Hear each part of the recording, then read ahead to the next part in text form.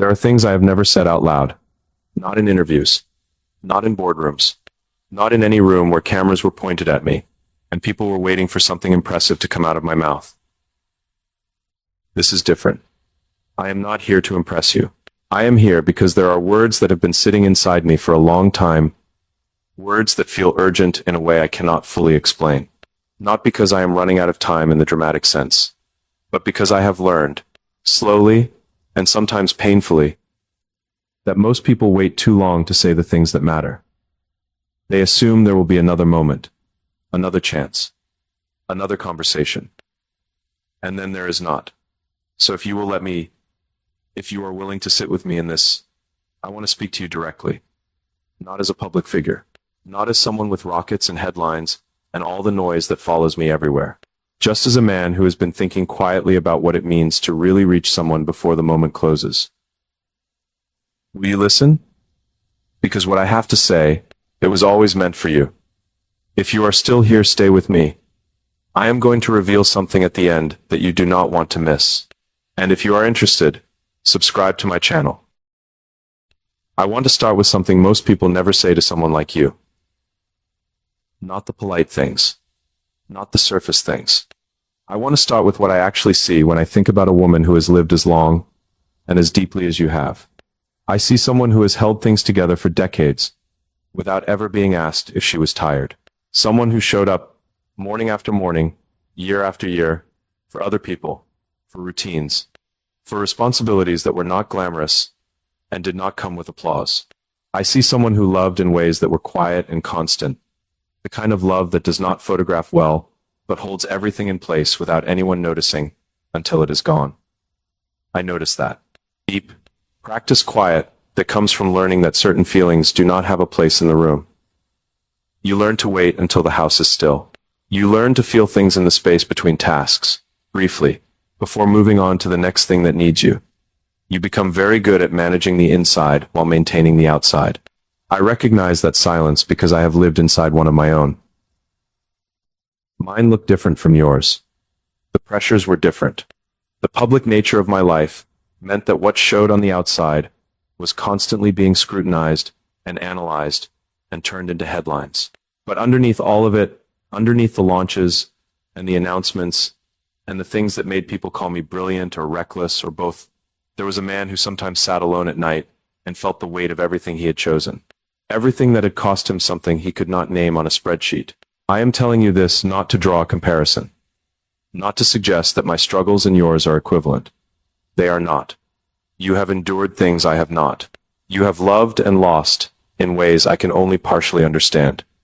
But I am telling you this because I think the deepest loneliness does not announce itself loudly. It does not walk into the room and declare itself. It sits beside you quietly, dressed up as discipline, as duty, as the simple habit of being fine. And I have learned that the most important conversations, the real ones, the ones that actually change something inside a person, begin with one person recognizing that quiet in another and saying, I see it. I am not afraid of it. You do not have to perform strength for me right now. So let me say that to you. You do not have to perform anything right now. Not here.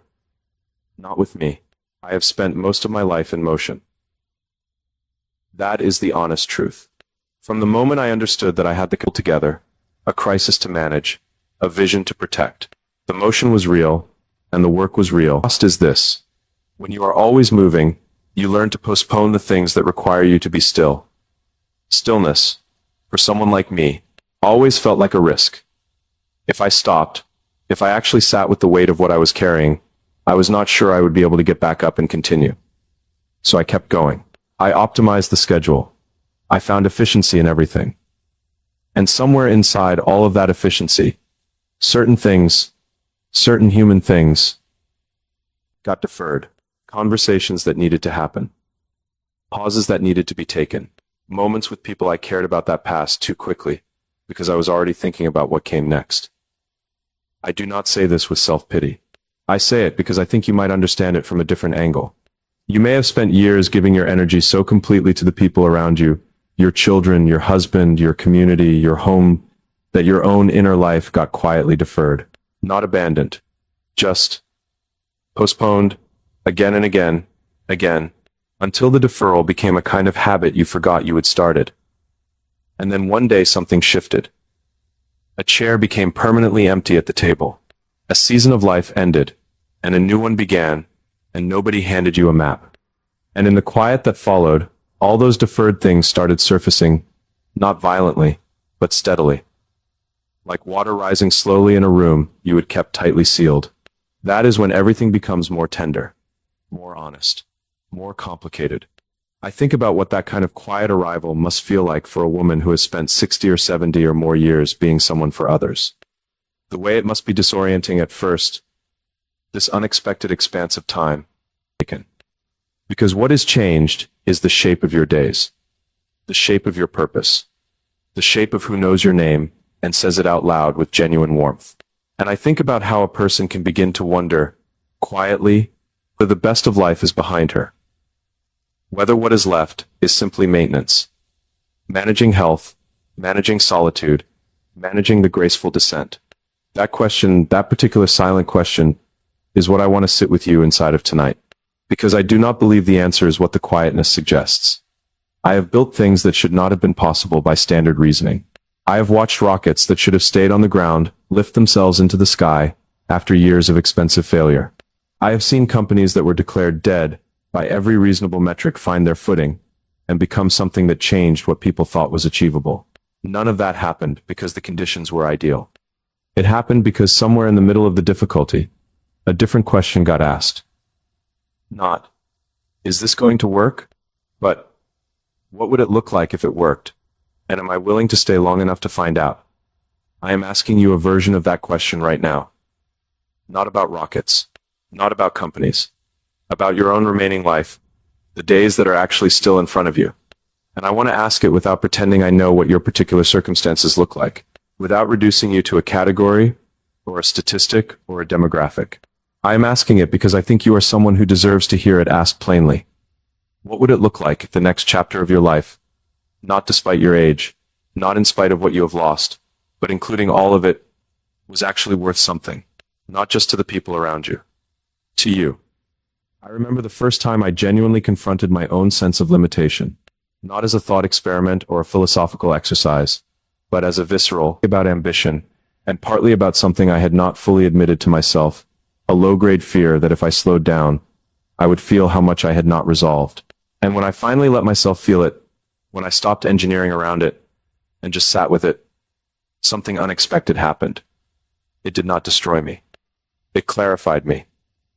It told me what actually mattered. It stripped away the noise I would been generating to avoid the signal.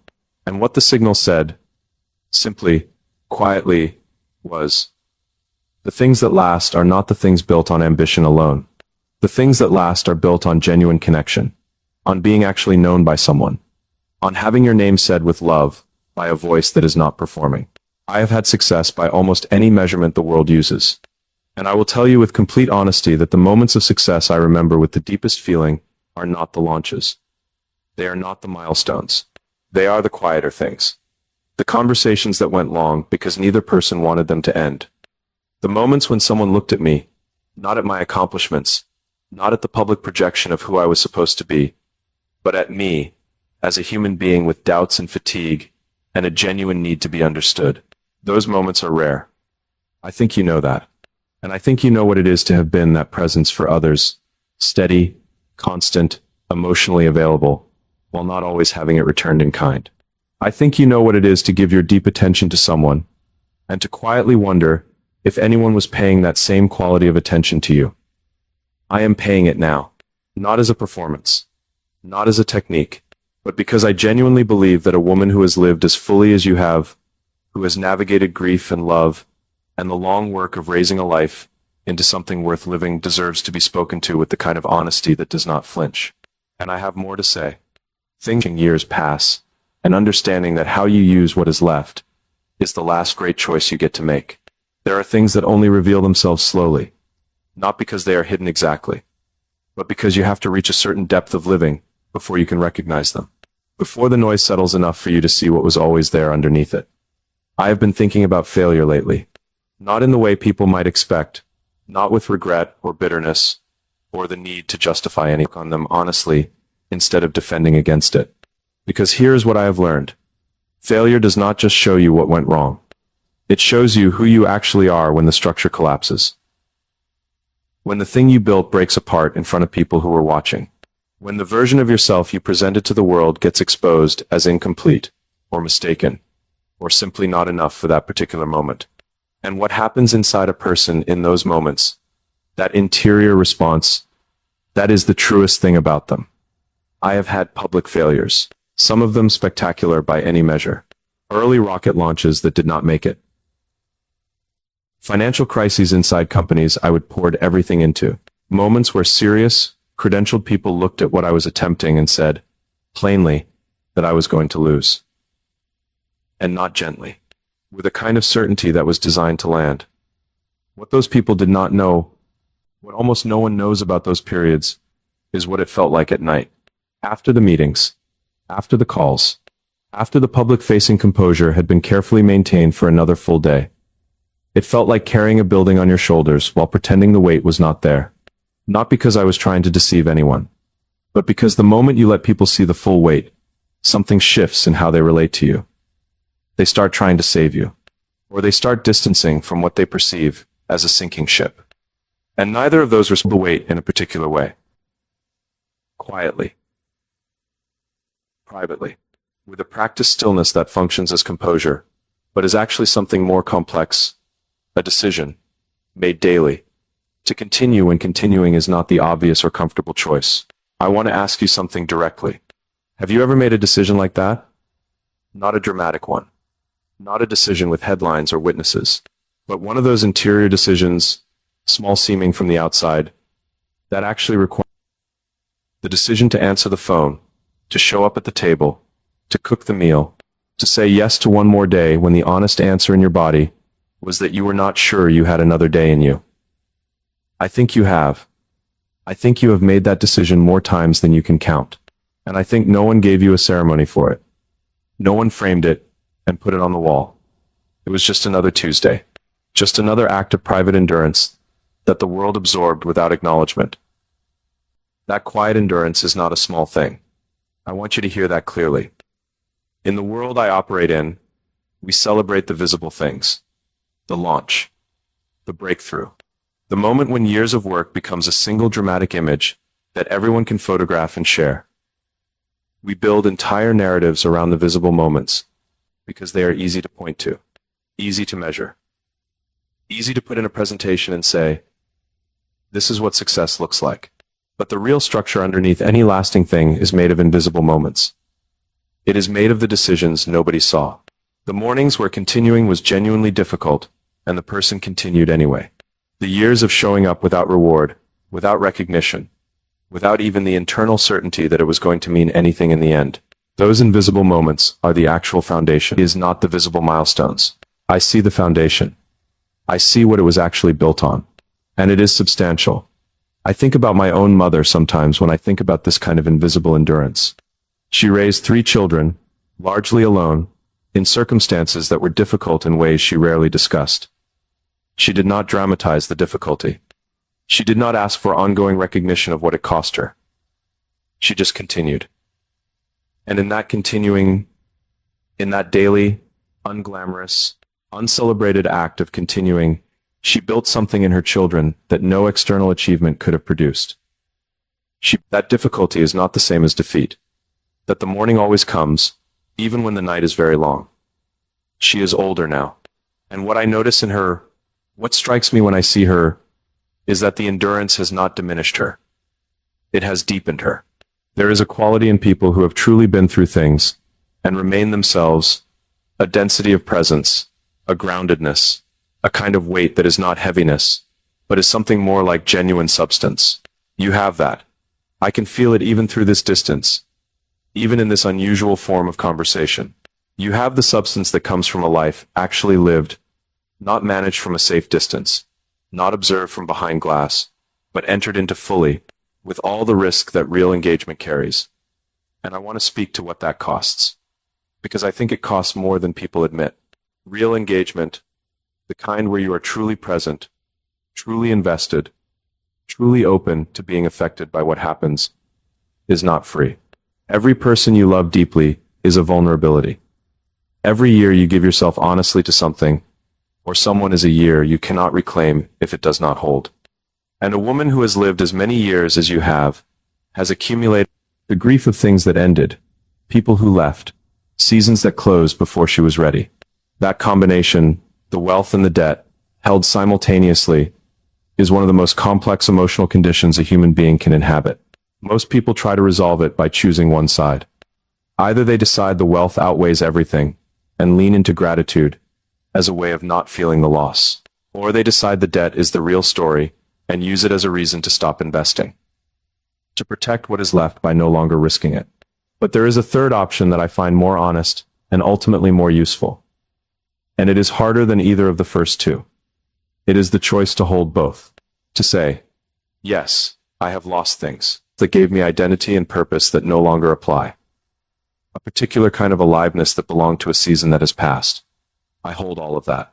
I am not going to minimize it or rush past it or dress it in language that makes it neater than it actually is.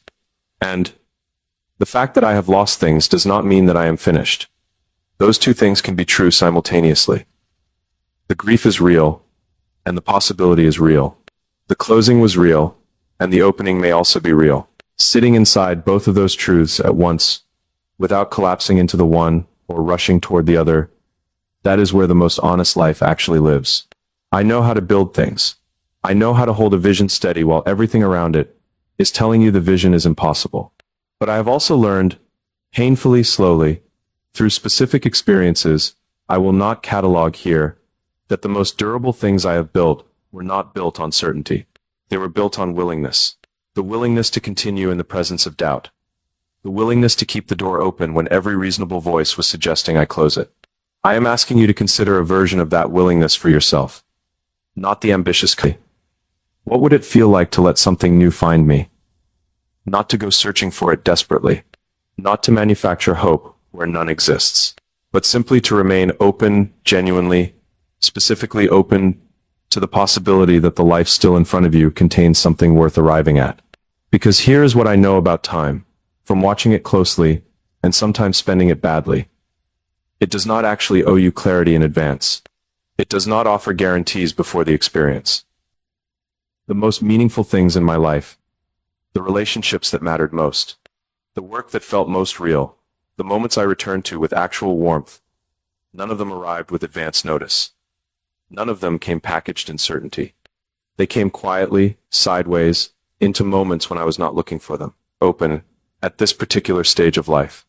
I think about how the world, with its relentless focus on youth, on speed, on visible productivity, makes it easy for a woman of your experience and depth to quietly conclude that the doors are closing, that the best seasons are accounted for, that what remains is diminishment rather than arrival.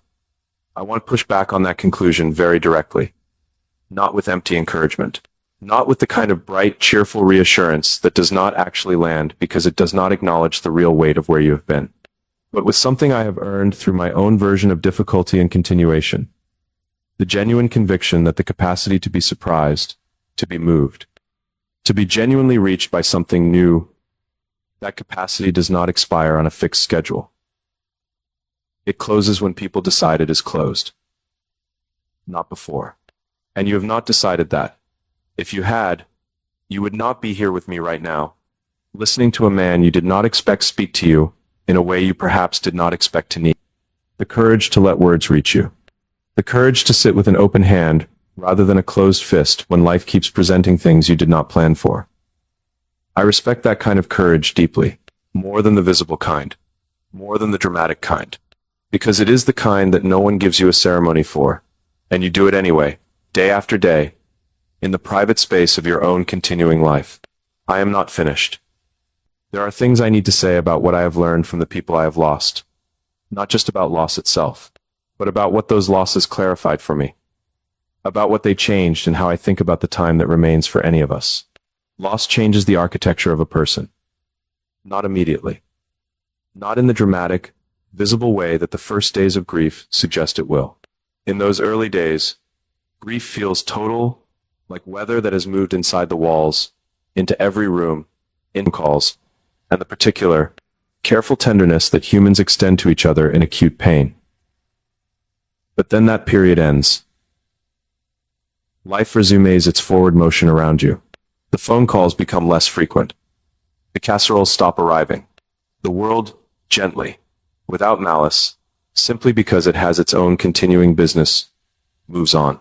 And you are left with something quieter and more permanent than the acute grief. You are left with the restructured interior. The rooms that used to hold certain sounds, certain presences, certain reliable textures of daily life, and now hold something else. Not emptiness exactly, but a changed quality of space.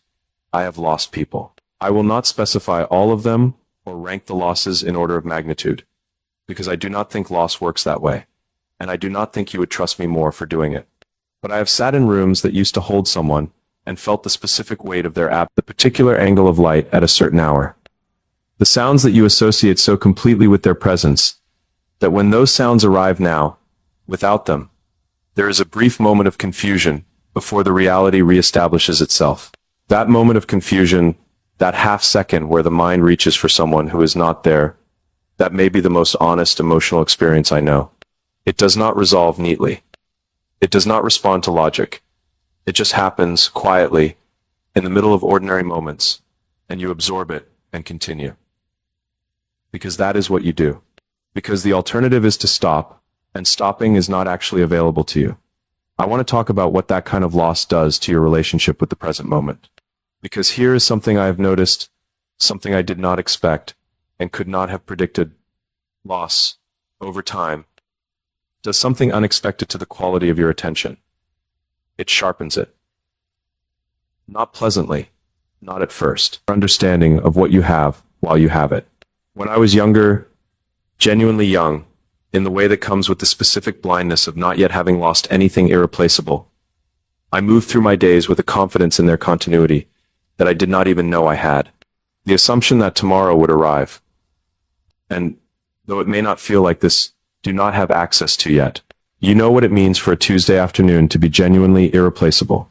For the specific quality of an unremarkable conversation to be something you would, later, give almost anything to have back. That knowledge is heavy. I will not pretend it is not. The weight of knowing how temporary everything is, not as an abstraction, but as a felt, personal truth, does not make life feel lighter.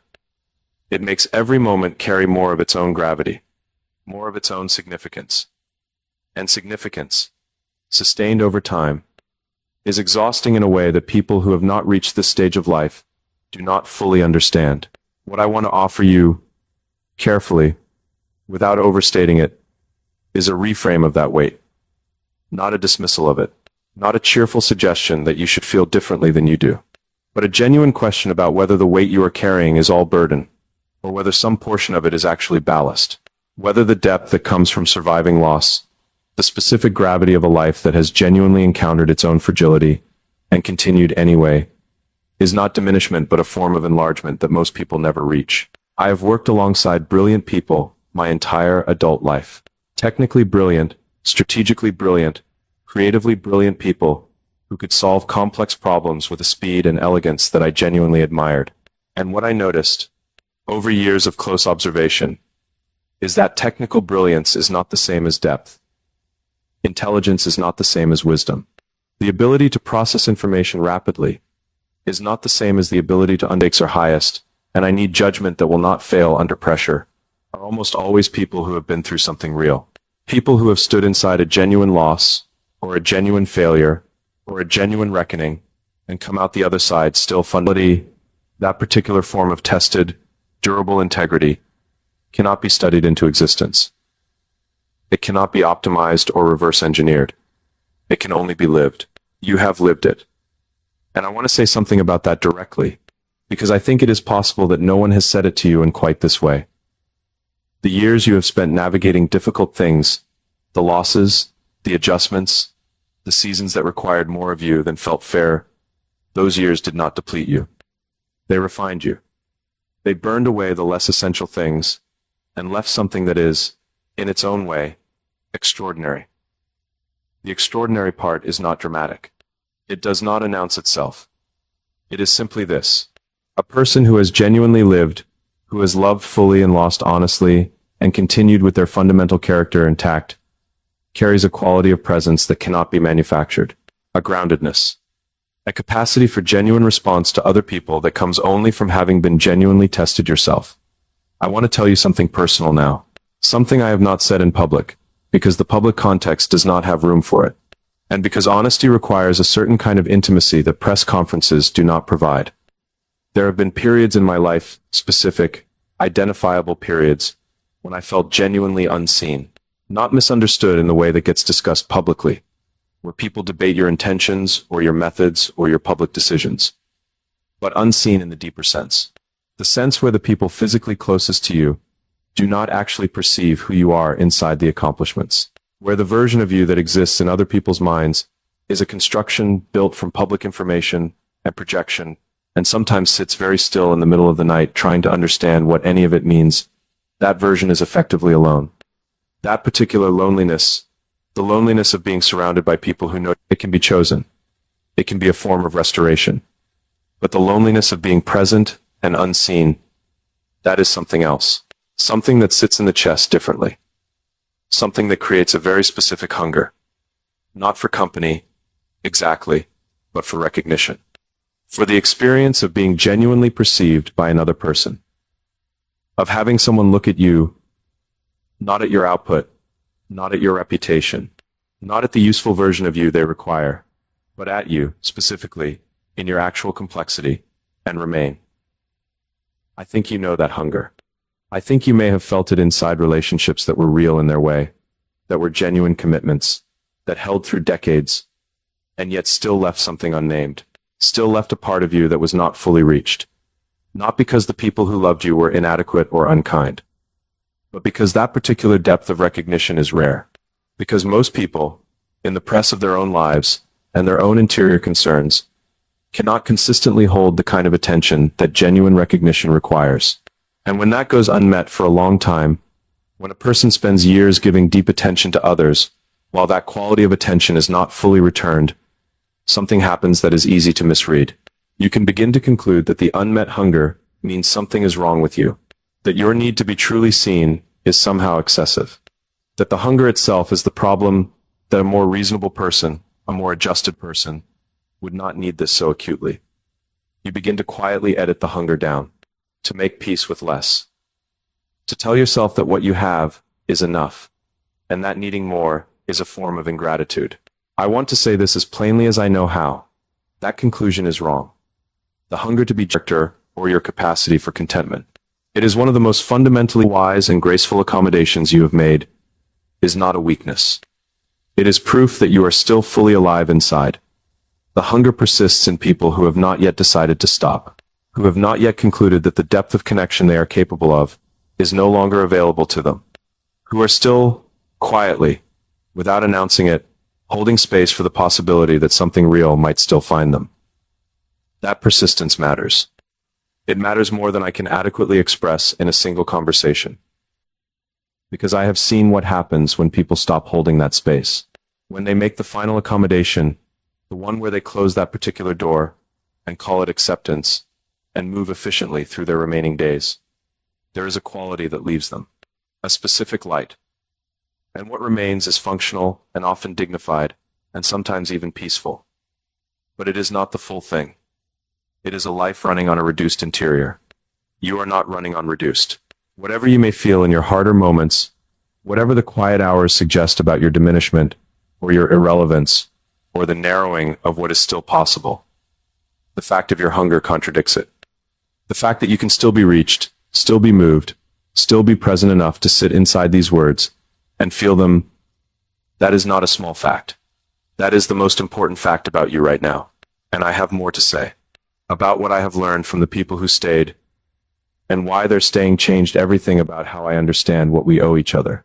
About what loyalty actually looks like, when it has been tested by time and difficulty, and the specific pressure of a life that did not unfold the way anyone planned. Loyalty is one of those words that gets used so casually it has almost lost its shape.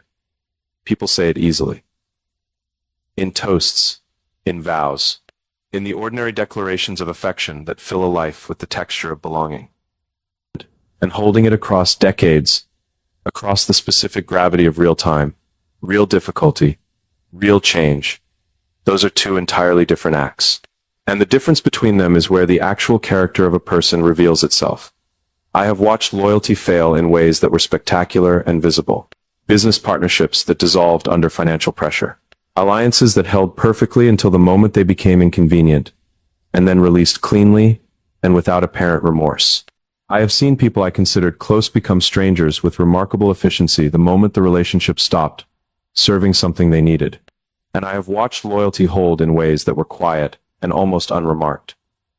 A person who stayed when staying cost them something real, who remained present during a period when presence required genuine effort and offered no immediate return, who chose, again and again, in small daily ways that no one was recording, to honor a commitment that the circumstances kept inviting them to release. The second kind, the quiet, costly, daily kind, that is the loyalty that actually means something. And it is rarer than the world likes to admit. I want to speak to what it means to have been that kind of loyal. To have stayed across the long arc of something, a marriage, a family, a life built with another person through seasons that were not all gentle. To have shown up, year after year, with the kind of faithfulness that does not photograph well, and does not receive ongoing recognition, because it becomes, over time, simply the assumed texture of who you are. The world takes that kind of faithfulness for granted. It absorbs it without full acknowledgement because it is steady, and steadiness, unlike crisis, unlike triumph, unlike the dramatic peaks and valleys that draw attention, steadiness is invisible by nature. It holds things in place so quietly that people forget it is holding anything. But remove it, and everything catastrophic. Not the people who generated the announcements. Not the people whose names appeared in the coverage. The ones who maintained the integrity of the system quietly, consistently, over long periods without anyone noticing, because the system was working. Their invisibility was a direct function of their competence. Your faithfulness worked the same way. The life you held together, the one that ran smoothly enough that the people inside it could take the smoothness for granted, that was not accidental. That was the product of sustained, intelligent, emotionally costly work that happened largely without an audience. And I want to name something that I think sits alongside that faithfulness in a complicated way. Not with the drama of resentment, but quietly, in the particular way that long-deferred things accumulate. You may not even have a complete accounting of what was set aside. You may not remember the specific moments of deferral, because there were so many of them, and they were each so unremarkable individually. But the total weight of them is real. And I think that weight is part of what makes this particular stage of life so complex. Because the deferral period is over now. The structure that required constant maintenance has changed shape. The roles that organize your time and your attention have evolved or ended. And in the space that remains, all those deferred things are present in a new way. Not as accusations you are when you are not primarily defined by what you do for others. About what you actually want when want is genuinely available. About which parts of yourself were temporarily set aside, and which parts were, perhaps, quietly abandoned without a formal decision being made. I have had to ask myself versions of those questions, and I will tell you honestly that I did not find the asking comfortable. There is a particular discomfort in confronting the distance between the life you have been living and the interior life you have been managing around it, between the public construction and the private reality, between what you present and what you actually care. It is a sign that something true is trying to surface, and things that are true, genuinely, essentially true about a person deserve to surface. They deserve the space and the light and the honest attention that only comes when the performing and the maintaining and the managing finally pause long enough for the real things to be heard. What do you actually want? Not what seems reasonable at your age. Not what you think is still available. Not what you have been told to want by a culture that has specific, narrow ideas about what a woman in her later years should be occupied with. But what you actually want, in your body, in your bones, in that deep interior place that knows the difference between genuine desire and acceptable compromise. I am not asking that rhetorically. I am asking it because I think it is a question you may have been avoiding. Not out of cowardice. Nothing about you suggests cowardice. but out of a kind of protective practicality. The question feels dangerous when you are not sure the answer can be honored. When you are not sure the territory it points toward is still accessible. When the honest answer might expose a gap between what is and what you still, despite everything, wish for. I understand that particular caution. I have practiced versions of it myself. There are things I want with everything else I was responsible for. And for long periods, that rationalization was functional. It let me keep moving. It let me stay focused on the things that needed immediate attention. But rationalization has a shelf life.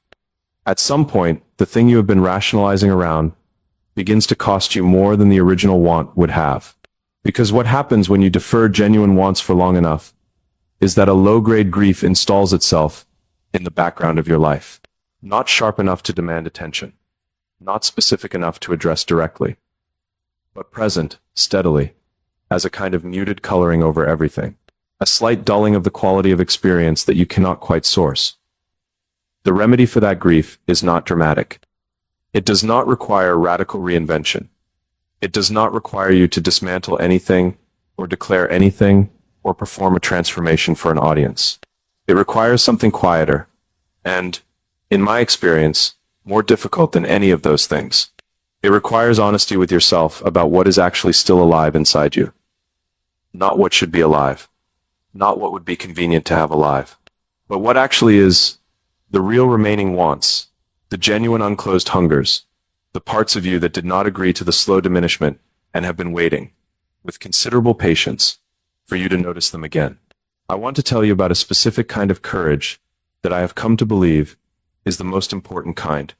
Not the courage that makes headlines. Not the courage that appears in the moments everyone is watching.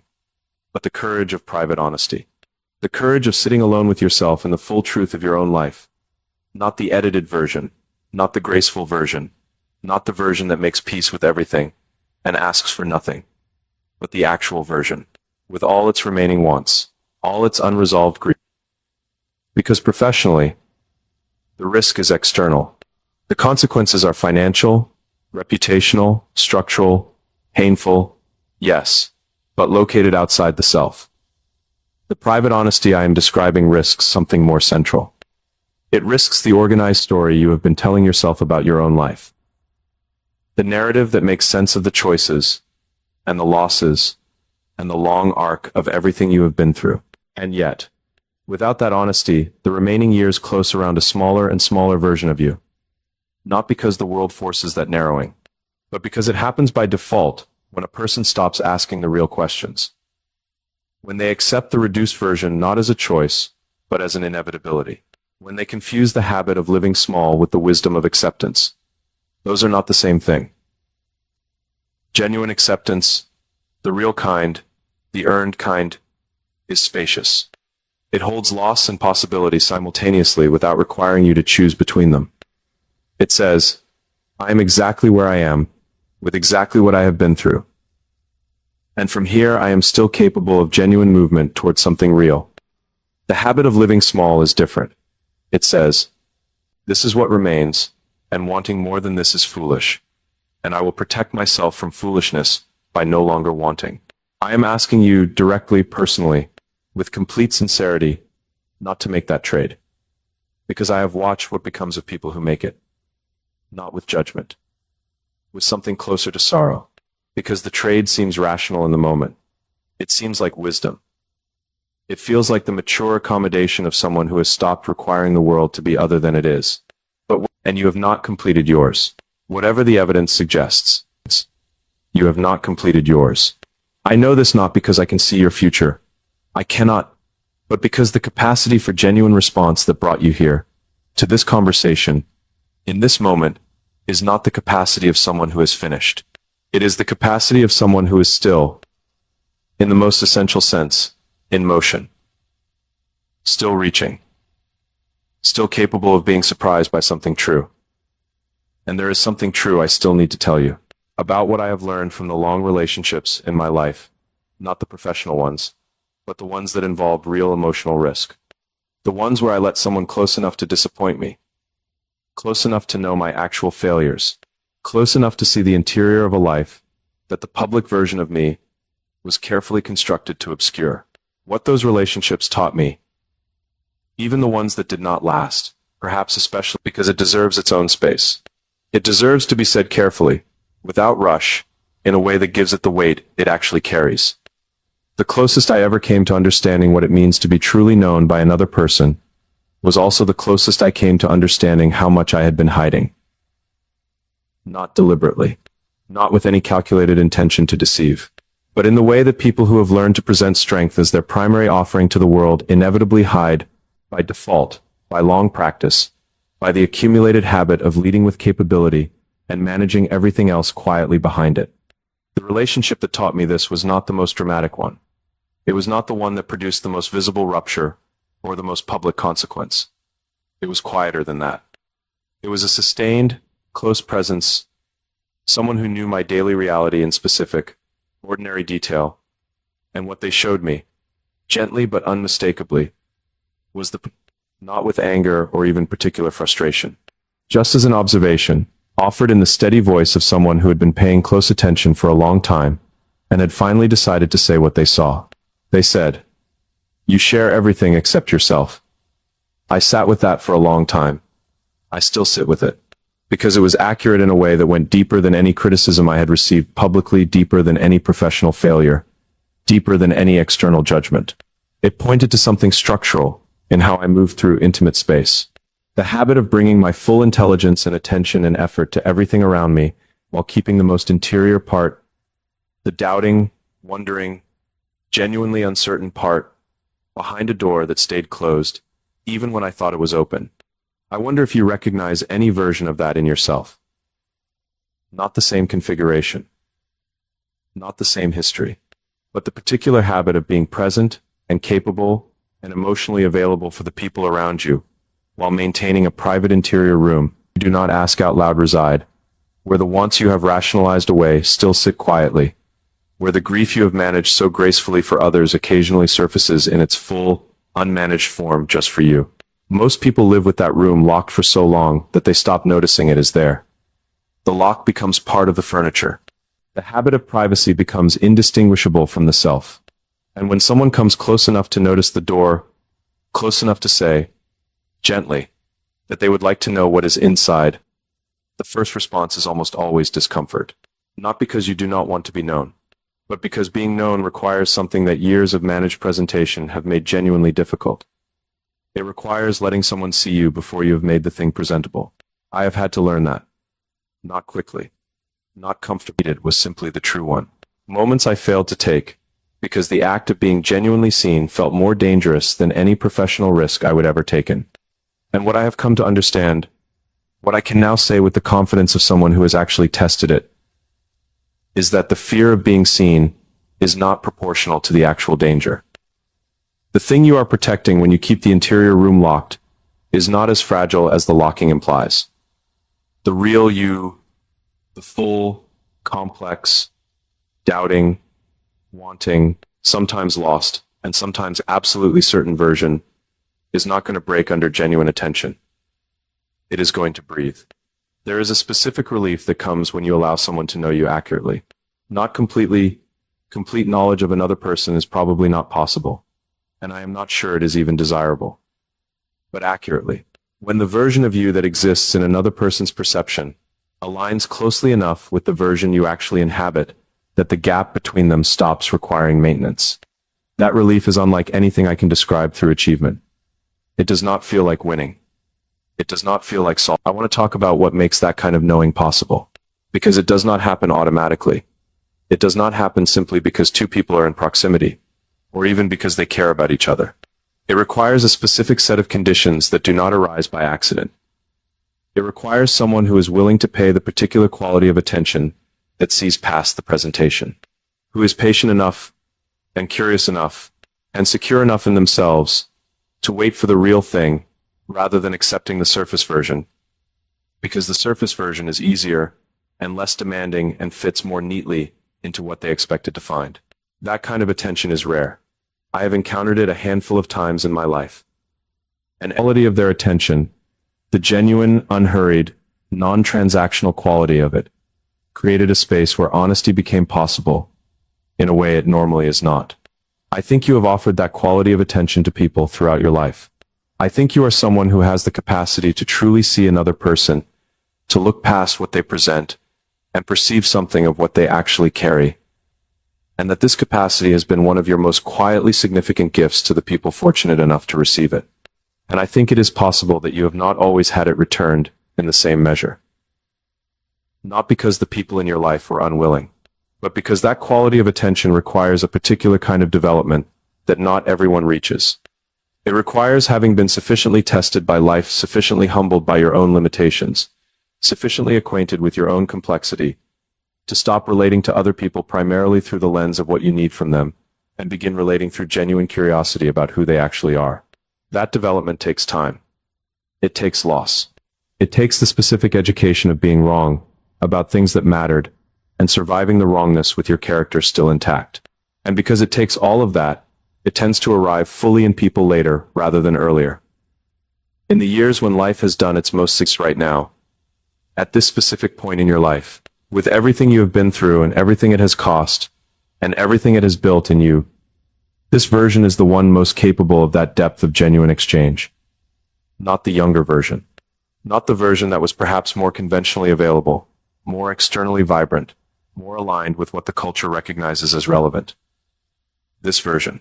The one shaped by the full weight of a life actually lived. I have made significant errors in judgment across my life. I have been wrong about people in ways that cost me, and wrong about situations in ways that cost others. With the most honest recognition of its cost is the error of waiting too long to say the true thing. Waiting until the moment felt safer, until the conditions seemed more appropriate, until I had more certainty about how it would be received. And in the waiting, losing the moment entirely, watching it close, quietly, while I was still deciding whether to step through it. I have lost conversations that mattered because I arrived at them a season too late. Said things to people after the window had closed that would have changed everything if I would said them while it was still open.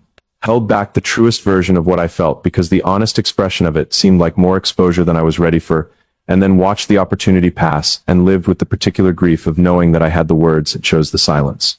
That grief is specific. It does not generalize. It attaches to individual moments, individual people, individual things left unsaid. And it does not resolve through rationalization or through the reasonable observation that you could not have known, at the time, that the window was about to close. You just know that it did, and that you were still standing on the wrong side of it. I am telling you this because I think you may have your own version of this grief. Your own inventory of things unsaid, not all of them to people who are gone, but some of them simply to circumstances that moved past the moment, to seasons that ended before you found the language for what you were carrying inside them. To say plainly what you needed instead of managing around the need with grace and discretion. And I want to suggest something about that grief that I have found genuinely useful. It is not only about the past. The grief of things unsaid, when you look at it squarely, is also a map. It shows you, specifically, personally, without ambiguity, what you actually value. What you would reach for again if reaching were still available. What kinds of moments and connections and honesty you are still hungry for. Even now, even here, much as it is pointing back. It is telling you something about what still matters. About what you would do differently if you could. And therefore about what you might still do. Not the same thing, not in the same form, but in the essential spirit of it. With the time and the will and the specific, tested, hard-won capacity you actually possess right now. There is something I want to say about dignity. Not as an abstract concept. Not as a quality that gets assigned to people from outside, awarded for comportment or grace under pressure, or the admirable management of difficult circumstances.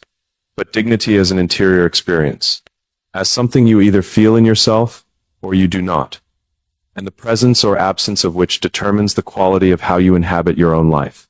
I have been in rooms with enormously powerful people who had no interior dignity, who were externally impressive, commanding, credentialed, visibly successful by every available measure, and yet somehow fundamentally self-diminished, living in a kind of quiet contraction inside the large performance of their public presence, relating to themselves with a harshness, or a dismissiveness, or a fundamental disrespect for their own genuine needs and genuine nature that no external achievement, had been able to correct.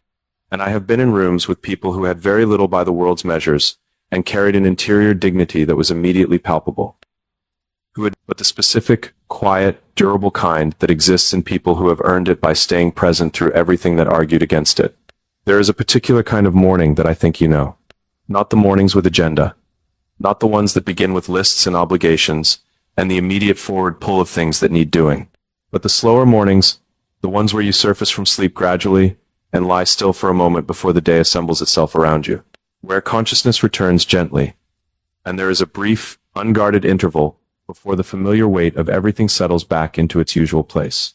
In that interval, in those few unhurried seconds before the day fully claims you, something honest is sometimes briefly visible. Something that the managed, forward-moving, socially presentable version of your day will shortly require you to set aside. A clarity about what you actually feel, about what the life you are living actually costs, and what it actually offers, about what you are carrying, and what you are hoping for, and what you are quietly grieving in a register too low for ordinary conversation. I have learned to pay attention to those intervals, not to dramatize them, not to build elaborate interpretations around the thoughts that surface in the unguarded moments between sleep and full waking, but simply to notice them, to give them a moment of honest acknowledgement before the day's requirements redirect my attention outward, because those moments are telling you something your more organized, more functional, more socially available self has learned to efficiently manage around. And the something they are telling you is not a problem to be solved. It is the actual interior condition of your life, the real one, underneath the one you maintain for the world, asking, quietly, and with considerable patience, to simply be acknowledged. I want particularly for people who have spent decades being capable. Being the one who identified the problem and moved toward the solution. Being the person others turned to when something needed addressing, because you're competent and let it be difficult. That instinct is a gift. I do not want to suggest otherwise. The world runs on people whose first response to a problem is to move toward it with genuine intent to help. Without that instinct, enormous amounts of human suffering would go unaddressed and enormous amounts of necessary work would go undone. But the instinct has a shadow side when it is turned inward. When the same person who moves so effectively toward other people's pain turns that same energy toward their own interior life and immediately begins trying to fix what they find there. Because the interior life is not always a problem to be solved. Sometimes it is simply a condition to be inhabited, a grief to be sat with, a longing to be acknowledged, a question to be held open, rather than closed efficiently, with whatever answer is most immediately available. The most important moments of genuine internal change I have experienced did not come from solving something. They came from finally stopping trying to solve it. From sitting inside a difficulty long enough for it to reveal itself accurately, rather than rushing past it toward whatever resolution was most accessible.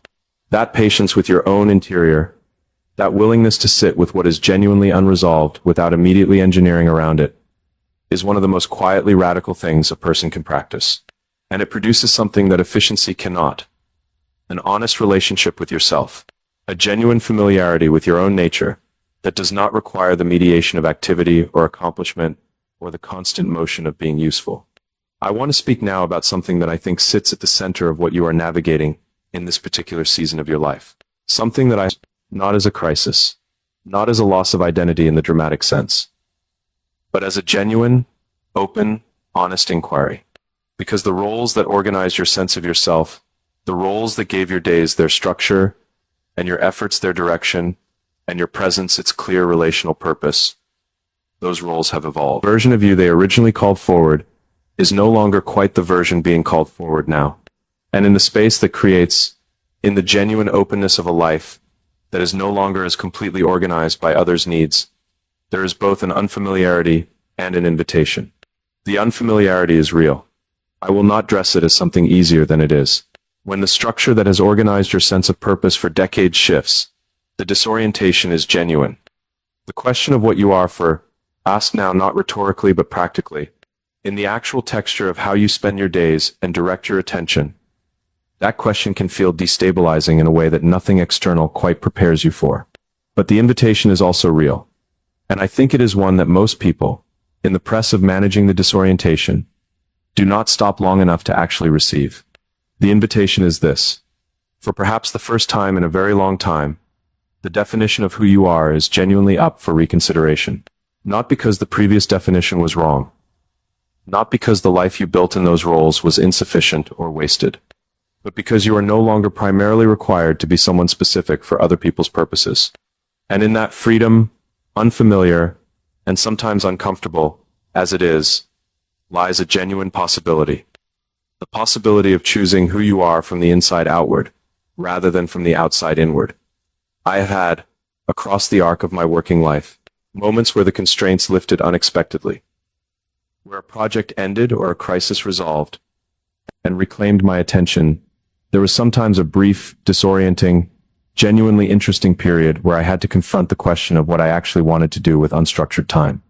The honest answer was sometimes surprising. Sometimes the thing I reached for in those unconstrained moments was not the next ambitious thing. It was something much quieter. A conversation without agenda. An hour of reading something with no professional application. Those moments revealed something that the relentless forward motion of my professional life made it easy to forget. That the interior of a person is not made only of ambition and capability and the drive towards significant outcomes. That underneath all of that, sometimes quite far underneath, in people like me who have spent decades leading with the ambitious version, there is a simpler, quieter self that wants simpler, quieter things. And that simpler, quieter self deserves to be known. By you, first. And by the people fortunate enough to be genuinely close to you. I want to say something about the people who are currently in your life. Not about any individual specifically, because I do not know your particular circumstances with that precision, but about the general question of closeness, of who actually knows you, and how well, and what that knowing consists of. There is a difference between people who are familiar with you and people who actually know you. Familiarity accumulates through time and proximity. It builds a detailed map of your habits and preferences and the surface texture of your daily life. Familiarity knows what you like for breakfast, and how you take your coffee, and what subjects make you uncomfortable, and which memories you return to in conversation. Knowing is different. Knowing involves access to the interior. To the room I spoke about earlier, the one where the unedited version lives. Knowing requires that you have allowed someone past the presentation, past the managed side difficulty. Knowing requires that you have let someone see you uncertain, unresolved, genuinely afraid of something, wanting something you were not sure you deserved to want, grieving something in a way that did not resolve cleanly or quickly into the dignified acceptance that would have been easier for everyone. How many people know you in that sense? I ask that not to make you lonely, but to make you honest. Because I think the number is probably smaller than the number of people who are familiar with you. And I think that gap can exist inside even a populated, well-connected life. The remedy for that gap is not to find new people. Not necessarily. Not first. The remedy begins with the decision to allow the knowing to open the interior room, gradually and with appropriate discernment, to the people who have demonstrated the quality of attention that genuine knowing requires. It begins with trusting that the full version of you, not the capable version, not the graceful version, not the impressive accumulated biography of everything